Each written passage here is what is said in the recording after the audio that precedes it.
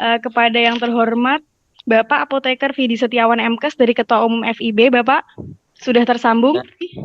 Di sini ada hal yang ingin kami diskusikan bersama terkait apa tanggapan dan sikap FIB mengenai RUU Waspom tersebut, Bapak. Silakan, Bapak. Sebelumnya nanti saya minta slide yang saya share tadi untuk ditampilkan, Mbak ya.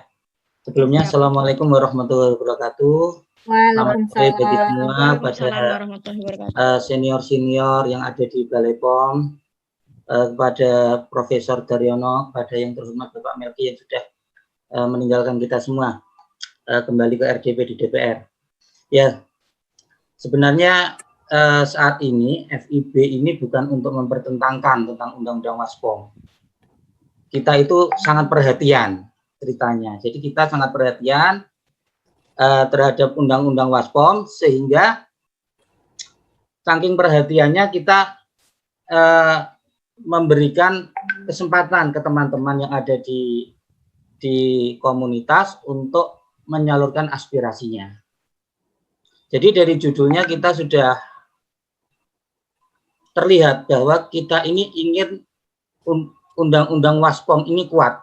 Jadi judulnya sudah profesionalisme praktek apoteker dalam penguatan RUU Waspom. Tujuannya apa? Untuk perlindungan masyarakat. Itu prinsip. Jadi prinsip yang dipegang dalam peredaran obat, penyaluran obat, pelayanan obat dalam sarana kefarmasian adalah harus profesionalisme, harus menjamin perlindungan pasien safety pada masyarakat. Dan ini alhamdulillah terselenggara. Jadi kita nggak usah susah-susah datang ke kantor Balai POM pusat, nggak usah susah-susah datang ke DPR. Alhamdulillah aspirasi yang kita susun ini bisa tersalurkan. Yang namanya aspirasi, harapan kita untuk diterima dan diakomodir ke bapak-bapak, ibu-ibu semua. Ya, saya lanjutkan next.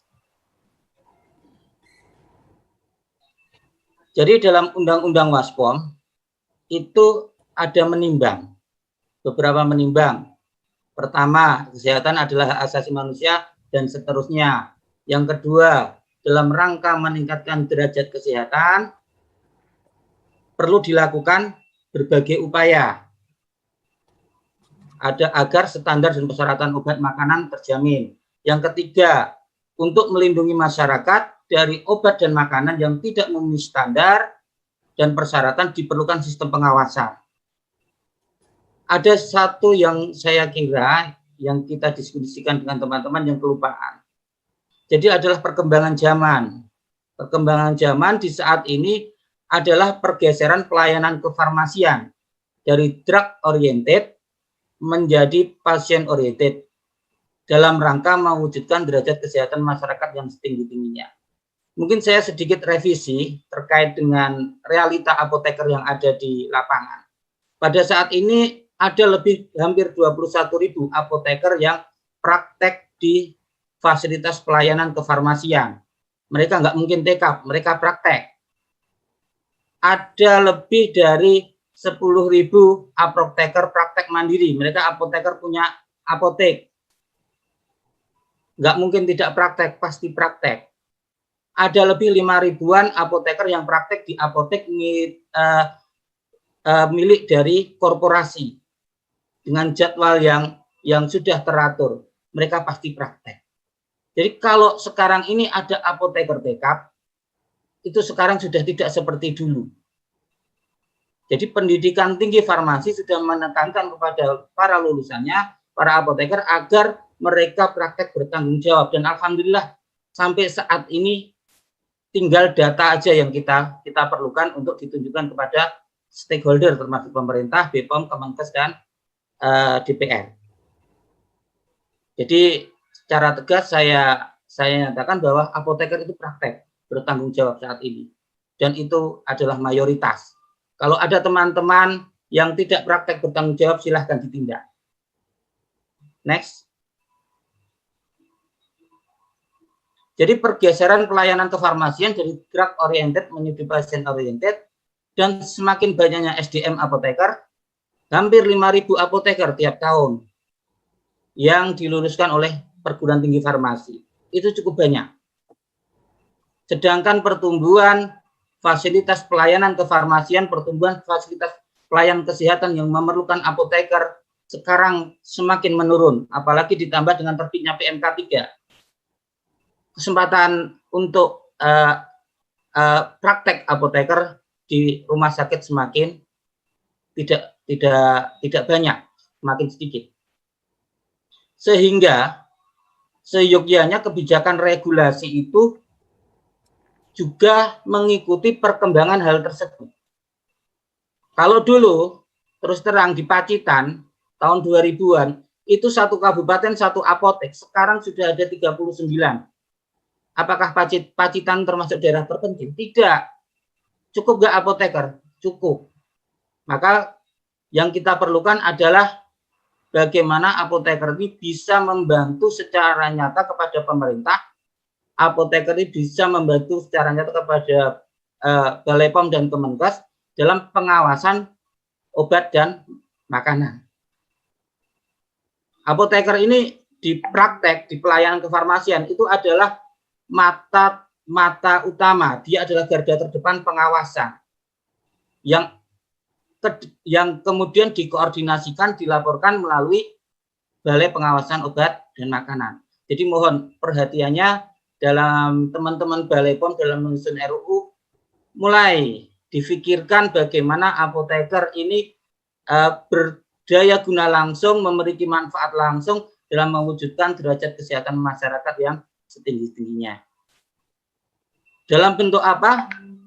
Dalam bentuk pharmaceutical care, jadi asuhan kefarmasian, di mana adalah apoteker ini melakukan asesmen langsung terhadap pasien, melakukan konsultasi langsung, pemberian informasi obat, bahkan melakukan swamedikasi untuk minor illness, dan itu oleh WHO dilegalkan. Sehingga apa? Draft RUU WASPOM yang mungkin masih mengacu beberapa peraturan per KB POM yang sebelumnya, yang masih ke produk oriented, saya harapkan ke depan bisa mengakomodir. Dalam arti mengakomodir regulasi ini membuka jalan teman-teman untuk praktek bertanggung jawab, sekaligus membuka peluang untuk potensi ekonomi praktek. Perlu diketahui hampir 30.000 apotek. Saat ini apotek hampir tidak ada resep. Resep itu sangat jarang sekali. Bagaimana solusinya? Nanti solusinya di slide berikutnya. Next.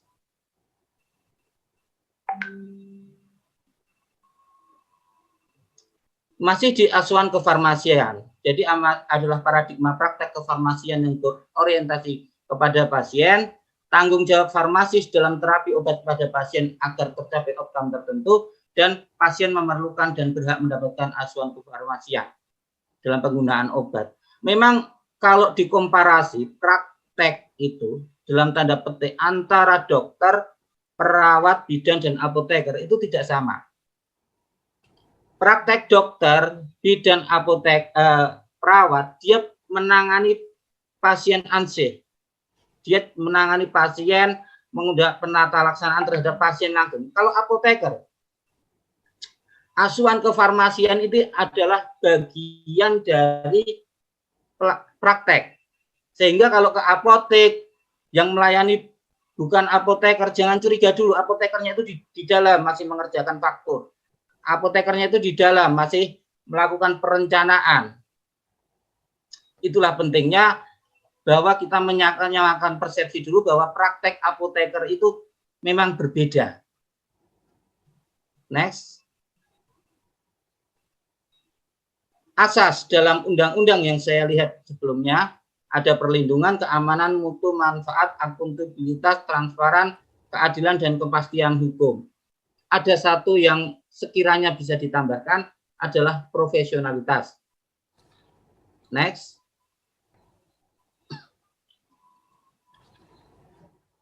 Lanjut.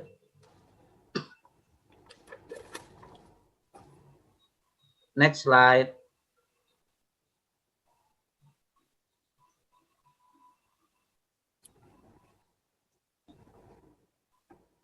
Jadi profesionalitas di sini adalah bahwa asas dalam pengawasan, asas dalam peredaran, distribusi obat itu juga menyangkut kewenangan dari apoteker itu sendiri. Jadi kewenangan apoteker yang sudah dijamin di pasal 108 Undang-Undang Kesehatan nomor 36 tahun 2009. Slide, next slide. Oke. Kenapa profesionalitas itu penting dalam asas RUU Waspom ini? Karena dalam pasal 108 jelas bahwa praktik kefarmasian adalah meliputi pembuatan, pengendalian, pengamanan, pengadaan, penyimpanan, pendistribusian, pelayanan obat atas resep dokter, pelayanan informasi obat, serta pengembangan bahan obat dan obat tradisional. Artinya cakupannya memang praktek kefarmasian itu sangat panjang. Jadi kalau hanya praktek apoteker itu dipersepsikan sebagai menyediakan produk, ya udah nggak usah sulit-sulit kita sekolah, kurikulumnya pangkas saja. Kita langsung pelajari manajemen farmasi, beres. Kan hanya penyediaan. Makanya profesionalitas praktek apoteker ini yang dipertaruhkan dalam RUU Waspom ini. Kenapa harus? Karena harus dilakukan oleh tenaga kesehatan yang mempunyai keahlian dan kewenangan sesuai dengan perundang-undangan. Dan itu sudah dijamin dalam Undang-Undang Kesehatan. Next.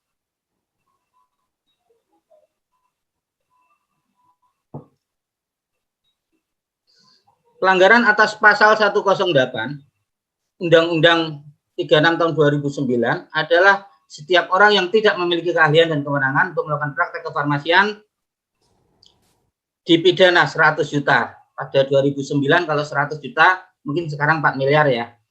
Jadi pelanggaran atas pasal 108 artinya apa? Artinya mulai dari pengadaan sampai pendistribusian dan penyerahan itu harus dilakukan oleh tenaga kefarmasian yang berwenang, yaitu apoteker. Dalam PP 51 dapat dibantu oleh tenaga teknis kefarmasian. Dan itu tidak bisa ditawar lagi, makanya perlu dipikirkan lagi untuk peredaran obat walaupun itu levelnya bebas, di luar sarana kefarmasian, apakah tidak melanggar pasal ini? Apakah tidak membahayakan perlindungan masyarakat terhadap bahaya efek samping obat-obatan? Pernah saya melihat tumpukan komik, ada obat-obat yang mengandung prekursor di minimarket. Siapa yang bertanggung jawab? Di situ tidak ada tenaga kefarmasiannya. Next. Ini amar putusan MK tahun 2011 ini semakin memperkuat bahwa ada kalimat harus dilakukan oleh tenaga kesehatan yang mempunyai keahlian dan kewenangan sesuai dengan peraturan perundang-undangan. Ini bertentangan dengan Undang-Undang Dasar 1945 sepanjang tidak dimaknai bahwa tenaga kesehatan tersebut adalah tenaga kefarmasian. Artinya apa? Artinya amar putusan MK ini memperkuat dari Undang-Undang 36 pasal 108 yang dulu ada yang melakukan judicial review bahwa memang harus tenaga kefarmasian, tidak bisa yang lain. Memang ada pengecualian secara terbatas antara lain untuk dokter gigi, bidan dalam keadaan darurat.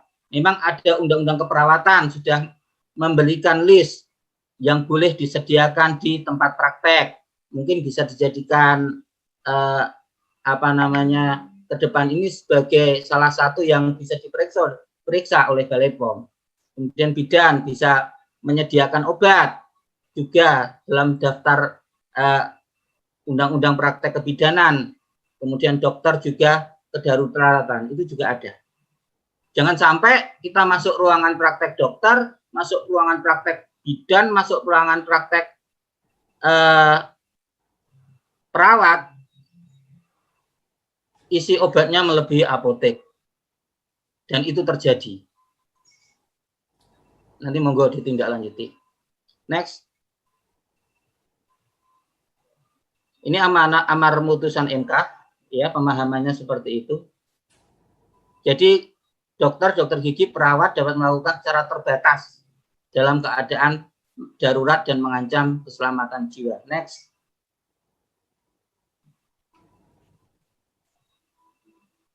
Sama, ini pasal 108, sudah saya jelaskan tadi. Next. Ini PP 51 lebih spesifik tentang pekerjaan kefarmasian, pelayanan kefarmasian. Itu lebih spesifik bahwa memang tidak tergantikan ya tenaga kefarmasian itu dalam melakukan pelayanan kefarmasian di sarana kefarmasian. Next. Ini tujuan mulia dari bahwa kenapa kok profesionalisme ini harus dijamin sama Undang-Undang Waspol. Karena untuk memberikan perlindungan kepada pasien dan masyarakat dalam memperoleh dan mendapatkan kesediaan farmasi dan jasa kefarmasian. Meningkatkan dan mempertahankan mutu penyelenggaraan pekerjaan kefarmasian sesuai dengan perkembangan ilmu dan teknologi. Jadi ini yang harus jadi regulasi itu seyogyanya juga melihat bahwa sekarang ini sudah banyak apoteker yang farmasi klinis, jangan malah dihilangkan, farmasi klinis diperkuat. Apoteker sekarang sudah ada banyak yang spesialis nuklir, buat regulasinya seperti itu ya, jangan diamputasi tapi malah diperkuat. Yang ketiga adalah memberikan kepastian hukum pada pasien, masyarakat, dan tenaga kefarmasian. Karena apa? Dalam pasal 47 Undang-Undang 36 tahun 2014 tentang tenaga kesehatan itu mengatur perlindungan terhadap tenaga kesehatan, termasuk tenaga kefarmasian. Next. Oke. Dalam opsi mencegah penggunaan yang salah dari obat makanan, saya mempunyai beberapa persepsi bahwa itu adalah tugas dari Menkes ya. Jadi masalah pencegahan preventif ya, penggunaan dari salah guna dan penyalahgunaan obat. Preventifnya ya, mencegah ya. Kemudian mencegah penyalahgunaan obat dan makanan. Jadi tidak bisa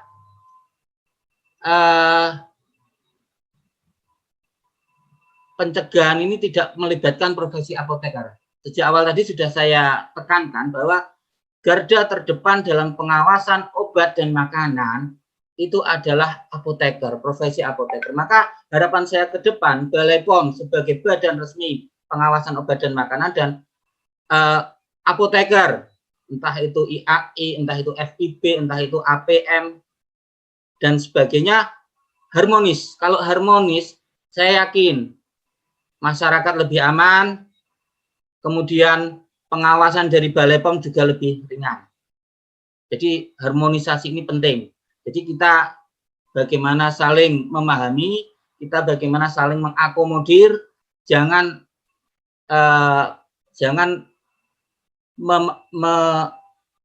membawa misi dari luar profesi yang mulia ini.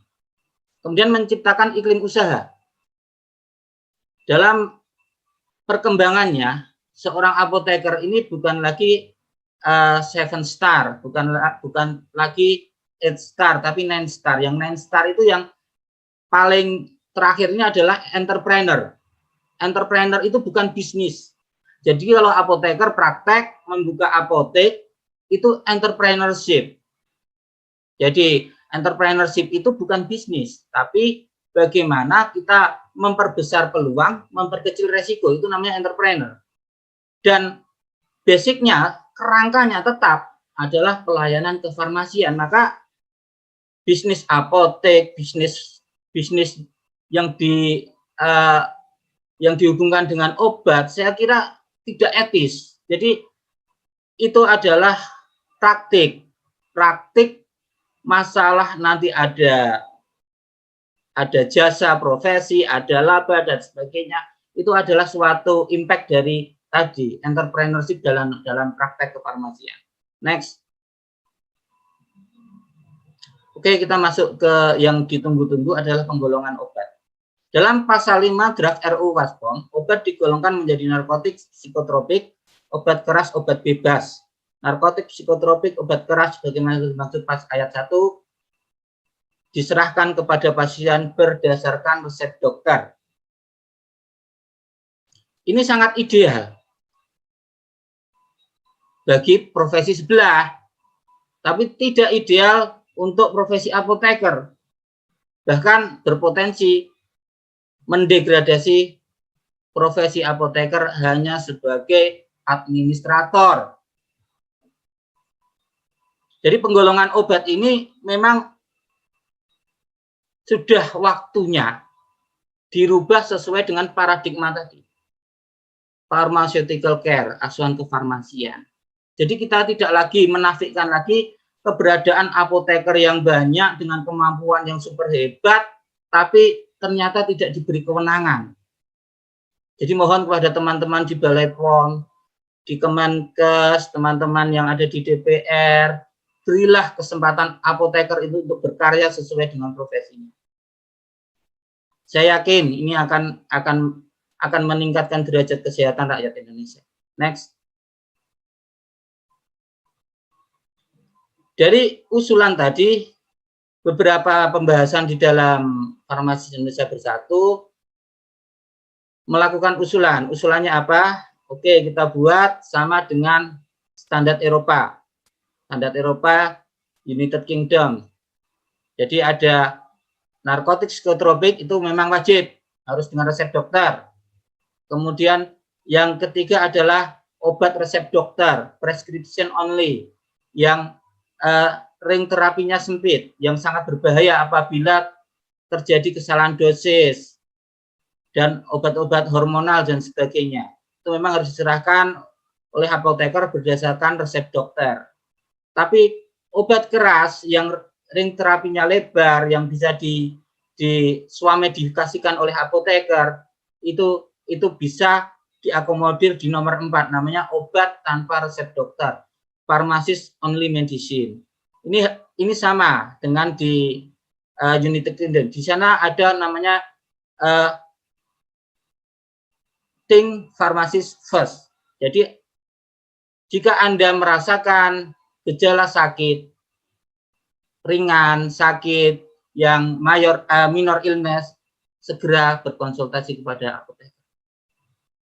Dan mungkin apoteker mampu karena satu, swamedikasi itu harus berdasarkan panduan dengan asuhan kefarmasian. Itu ada slide selanjutnya. Next. Ini usulan kedua. Back. Kembali. Ya, usulan kedua, bedanya apa dengan usulan pertama? Di usulan kedua ini tetap mengakomodir obat bebas. Namun sekali lagi, obat bebas itu bukannya obat yang tanpa resiko. Obat bebas itu obat dengan tetap dengan melalui asuhan kefarmasian. Karena obat bebas sendiri juga ada dosis maksimal, ada efek samping, ada drug related problemnya juga ada walaupun itu bebas. Banyak penyalahgunaan terhadap obat-obat bebas yang sudah diberitakan di media massa.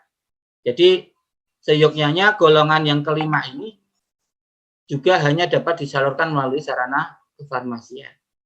Karena sekali lagi di luar sarana kefarmasian tidak ada yang mempertanggungjawabkan terkait keamanan, efikasi, dan terkait pelaporan. Berapa truk komik yang beredar di luar. Nggak ada yang tanggung jawab, siapa yang tahu. Tiba-tiba beberapa anak kecanduan semua. Siapa yang salah? Semua ikut dosa. Next. Ini usulan revisi penggolongan obat. Jadi kenapa kok diusulkan tadi farmasis atas dengan resep dokter dan tanpa resep dokter? Karena di pasal 46 sendiri sudah di penyerahan itu sudah mengatur bahwa penyerahan obat itu ada 2 kriteria, dengan resep dokter dan tanpa resep dokter. Tapi sesuai dengan pasal 108 Undang-Undang 36 2009 jelas bahwa semua itu harus dilakukan oleh tenaga kefarmasian, oleh apoteker ataupun tenaga teknis apoteker yang membantu apoteker. Jadi sediaan pengamanan farmasi dan alat kesehatan saat ini masih terfokus di produk dan administrasi distribusi produk. Dan itu realita, teman-teman semua mengakuinya. Jadi sudah rahasia umum. Jadi yang sampai saat ini tabu dipasalkan ada tentang swamedikasi. Padahal kalau kita melihat data swamedikasi, kita akan terbelalak. Karena swamedikasi itu sebenarnya sudah budaya bangsa ini. Sebelum ada dokter, sebelum ada apoteker, sebelum ada apotek. Nenek moyang kita swamedikasi semua dengan obat-obat bahan alam. Tapi dengan adanya obat dan kewenangan obat itu ada di apoteker, apotekerlah yang harusnya mengontrol swamedikasi tersebut, bukan yang lain. Next. Ini data BPS 2011. Hampir 70% masyarakat Indonesia masih swamedikasi. Kenapa? Karena terus terang, masyarakat kita ini mayoritas menengah ke bawah. Banyak yang miskin, mau ke dokter takut. Akhirnya apa? Cari obat warung. Di situ ada setelan, jangkrik, cap jangkrik, ada pegel linu, ada. Siapa yang salah? Dengan banyaknya apoteker sekarang dan menyebar meratanya apotek, sudah waktunya swamedikasi ini ditetapkan dalam asuhan tenaga kefarmasian. Sehingga masyarakat yang melakukan swamedikasi merasa aman dan benar-benar aman. Dan tenaga kefarmasian yang berusaha membantu masyarakat yang terbatas kemampuan finansial dan kemampuan dalam mengakses layanan kesehatan, juga mereka juga akan terbantu, terlindungi karena ada regulasi yang melindungi mereka. Next. Kalau tidak mendapatkan asuhan kefarmasian dari apoteker dan tenaga teknis kefarmasian, dampak negatif swamedikasi itu sangat banyak. Karena masyarakat itu meyakini pengobatan swamedikasi itu dapat untuk setiap penyakit oleh siapapun. Kalau nggak percaya, dengarkan radio dimanapun. Pasti ada iklan. Mengobati segala macam penyakit tanpa efek samping. Kalau tidak sembuh, uang kembali. Dan itu banyak yang percaya. Apa nggak kasihan masyarakat kita? Yang kedua, dapat menutupi diagnosis penyakit serius. Apakah apoteker mendiagnosa? Tidak. Apoteker itu swamedikasi minor inhale itu berdasarkan sign and symptom, berdasarkan gejala dan tanda.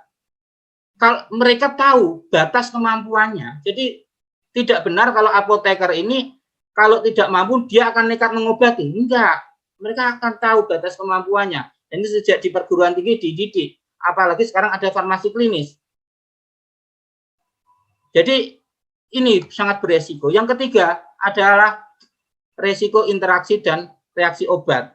Entah antar obat, entah herbal dengan obat, entah herbal dengan alternatif yang tidak diketahui kandungannya. Yang keempat adalah potensi penggunaan obat yang salah, misuse, dan penyalahgunaan, abuse. Itu sangat berbahaya. Maka penting sekali penggolongan obat ini mulai memikirkan bagaimana obat itu dapat diberikan oleh apoteker. Makanya di luar negeri sudah ada pharmacist prescriber, resep yang ditulis apoteker sebagai salah satu sarana pelaporan dari pemberian obat tadi. Sah di luar negeri, tapi di sini silakan diperjuangkan. Next. Ini data Riskesdas 2013. Hampir 65% menyimpan obat di rumah. Entah sumbernya dari mana. Next. Ini Obat yang tidak teridentifikasi, hampir 7%. Antibiotik, kita tahu di pedesaan itu mantri, bidan, dan sebagainya. Itu juga melakukan dispensing. Ada dokter yang masih dispensing, ada apotek yang bukan pemiliknya apoteker yang nunggui PSA-nya, itu juga kadang memberikan obat tanpa kontrol. Makanya dengan adanya kewenangan yang diberikan kepada apoteker, maka tindakan tegas itu juga bisa akan diberikan. Masih ada banyak, 36% menyimpan obat keras. Dari mana? Wong banyak di warung aja obat keras kadang ada. Sumbernya dari mana? Tidak mesti dari apotek. Cek dulu, banyak sales freelance itu menjajakan obat dari beberapa stokis-stokis itu. Makanya seperti grosir-grosir obat mohon ditertibkan ya, mulai dari Jakarta, Pramuka, Surabaya, Kembang Jepun, dan sebagainya. Monggo, itu untuk target selanjutnya. Next. Swamedikasi. Apabila dilakukan dengan benar dengan asuhan apoteker, akan dapat memberikan kontribusi yang besar bagi pemerintah dalam pemeliharaan kesehatan secara nasional dan menekan defisit BPJS.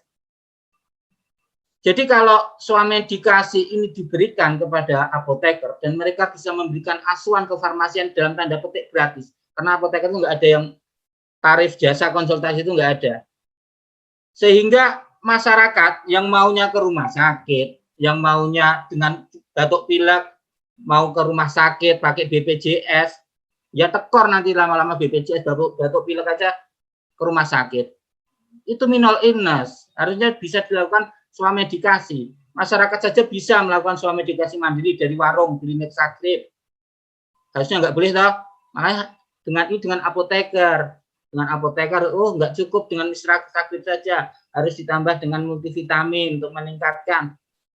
Tanpa resep, tanpa jasa pemeriksaan, itu sudah suatu penghematan dan sangat membantu masyarakat. Dan kalau masyarakat sehat, defisit BPJS saya yakin juga akan dapat ditekan. Kemudian swamedikasi apabila dilakukan dengan benar dengan asuhan apoteker akan dapat memberikan kontribusi langsung terhadap pengamanan sedia dan alat kesehatan. Next, waktunya semakin mepet. Lanjut next. Ini peredaran.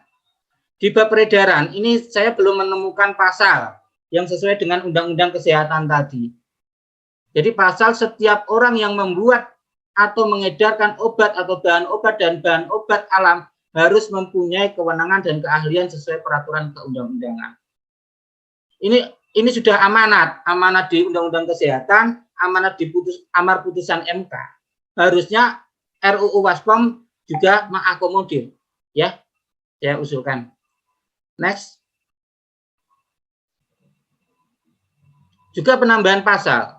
Obat-obat bahan alam, suplemen kesehatan, kosmetik tertentu yang diracik oleh apoteker untuk pelayanan kefarmasian dalam jumlah terbatas dan tidak diperjualbelikan atau diedarkan di luar sarana kefarmasian. Di PP 25 tahun 80 dulu apoteker itu ada peracian berat, ya.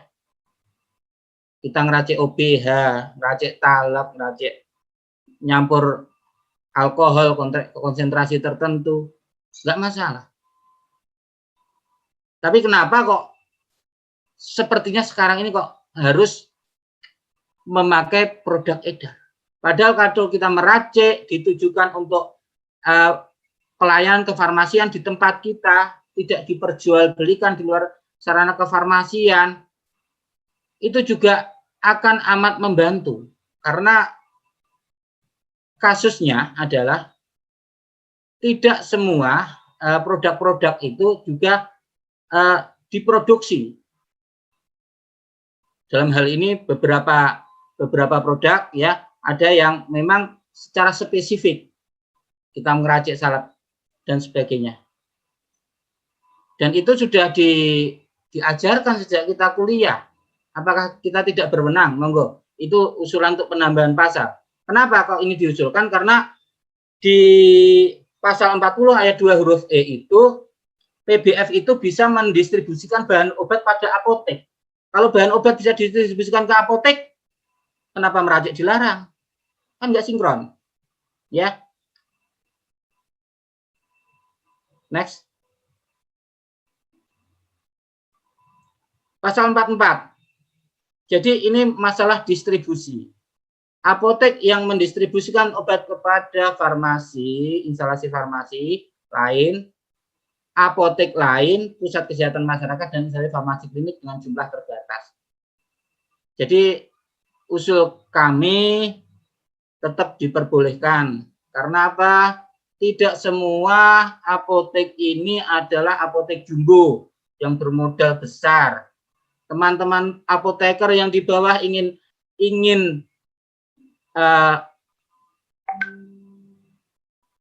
merintis usaha apotek ini itu dengan modal terbatas. Kadang pengen lengkap tapi baru mampu untuk kulaan 1 sampai 2 strip. Apakah itu tidak diperbolehkan? Saya kira kalau memang dibuatkan form laporan dalam arti untuk disposisi dari satu apotek dengan apotek lain dengan tanggung jawab apoteker penanggung jawab apotek, sebenarnya tidak masalah. Yang berbahaya itu yang grosiran itu, yang berbok-bok itu yang mungkin harus ditertibkan. Jadi saya usul bahwa distribusi obat terbatas dari apotek ke apotek lain itu diperbolehkan. Karena apa? Ini akan membantu apotek kecil. Apotek kecil itu apa? UMKM. Jangan disamakan dengan apotek BUMN yang modalnya tak terbatas. Maka regulasi ini saya kira memang harus disinkronkan dengan kondisi lapangan. Jadi kita tidak hanya menatap sesuatu yang ideal, yang sesuatu yang semuanya serba tersedia dan ideal. Jangan. Kita lihat sejawat kita yang mereka ingin meningkat atau naik kelas dengan kondisi terbatas. Jadi hal yang sama, instalasi farmasi rumah sakit dapat ke instalasi farmasi rumah sakit lainnya. Tapi syaratnya satu, untuk mengisi kekosongan obat atas permintaan apoteker. Jadi garis besar permintaan apoteker ini jangan dihilangkan. Ini adalah salah satu penguat kenapa kok distribusi obat dari apotek ke apotek lain dalam jumlah terbatas itu diperbolehkan. Karena itu akan sangat membantu bagi teman-teman apoteker komunitas. Next. Bapak izin masuk, waktunya tinggal 5 menit lagi, Bapak. Ya, siap. Maaf sekali. Cepat. Setiap orang yang menjual obat secara online wajib terbentuk fasilitas pelayanan kefarmasian yang memiliki surat izin resmi. Jangan sampai di online itu banyak ghost seller, jadi penjual hantu. Ada yang jual psikotropik, ada yang jual obat keras tanpa ada bendera apapun, pelayan kefarmasian tanpa ada PSR-nya. Next. Ini ada yang sedikit revisi, itu obat berdasarkan resep dari medis, itu coret saja karena di atas sudah obat berdasarkan resep dokter kok, di bawahnya ada berdasarkan resep dari medis. Jadi tidak match ya, dicoret saja. Next. Ini keadilan atau kesetaraan klausul pengecualian dalam pasal 47. Penyerahan obat dengan resep dokter sebagaimana disebut pasal ayat 1 dikecualikan untuk daerah terdepan, terpencil dan terluar. Oke, silahkan. Pengecualian untuk daerah terpencil, terluar diatur dengan peraturan perundang-undangan. Bu ya adil. Profesi sebelah dengan keterbatasan tidak adanya apotek boleh melakukan dispensing. Sedangkan kita masuk nggak boleh sebagai pemegang otoritas dari pelayanan kefarmasian. Itu kan kebalik namanya. Makanya saya usulkan penambahan ayat penyerahan obat dengan resep dokter sebagaimana dimaksud ayat 1 adalah dikecualikan dengan kondisi kelangkaan resep. Dan ini terjadi. Ini namanya perkembangan zaman. Sekarang ini dengan adanya BPJS, menemukan resep yang berkeliaran di apotek itu hampir juga sangat-sangat sulit. Next.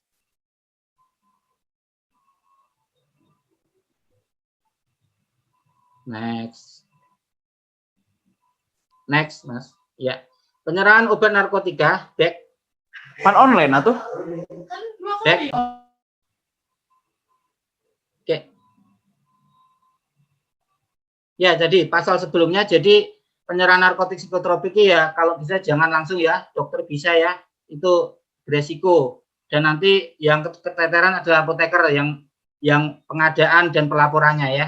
Kemudian untuk pasal 85 ini adalah mengenai tanggung gugat. Jangan sampai yang digugat hanya penanggung jawab yang menyerahkan obat saja, sedangkan pemilik fasilitas, kemudian penanggung jawab fasilitas bebas.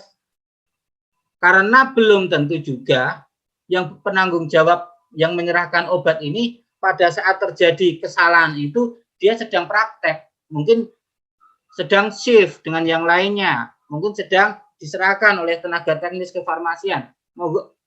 Mohon ini untuk direvisi. Next.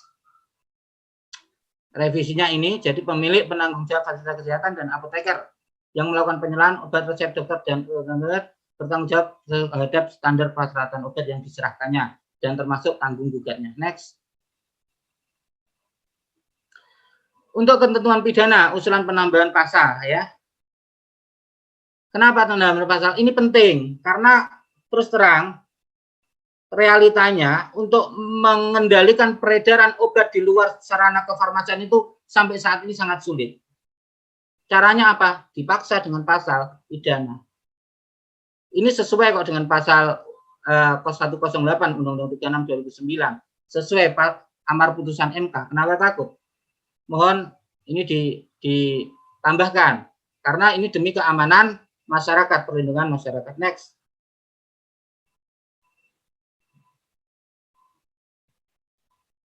Usulan penambahan pasal juga setiap orang yang mengedarkan obat dan bahan obat di luar fasilitas kefarmasian itu juga kalau bisa ditambahkan karena memang tidak sangat membahayakan masyarakat. Next. Oke. Dari berbagai rangkaian yang kita usulkan tadi sebenarnya ujungnya pada pasal 106 ini. Kenapa? Pada Undang-Undang Obat Keras, apoteker masih diberi hak untuk memberikan obat keras. Sehingga pada saat ini dicabut, haknya hilang. Kalau di penggolongan, kemudian penyerahan dan peredaran, kita juga seperti draft yang beredar, sudah pensiun saja. Ya. Next. Oke, terima kasih. Ini adalah masukan dalam arti apa?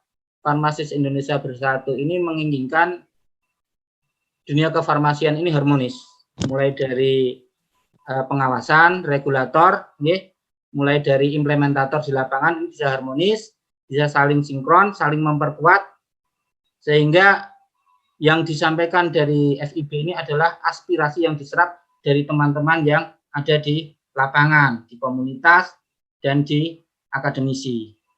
Mohon masukan ini diterima dengan lapang dada, mohon diakomodir apabila memungkinkan, semoga memungkinkan, dan minta maaf apabila ada salah kata dari penyampaian saya. Terima kasih banyak atas atensinya. Wassalamualaikum warahmatullahi wabarakatuh.